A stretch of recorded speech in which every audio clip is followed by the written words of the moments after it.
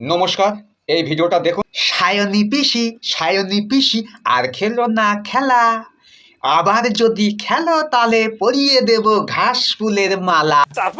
উড়ে উড়ে আসে ভোট পাখি হয়ে, এসে বলে কানে কানে শুধু একবার বলো তুমি যে আমার, ওগো তুমি যে আমার। আর ভোট মেটে যাওয়ার পরে তোমরা বলো রাস্তায় ঘুরে ঘুরে, কোথা কোথা খুঁজেছি তোমায় তুমি জানো।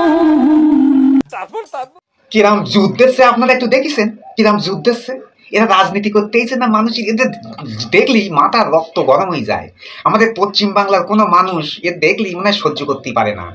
এমন বলার ঢংটা দেখো, এরা এসে রাজনীতি, এরা করবে মানুষ সেবা বলেন।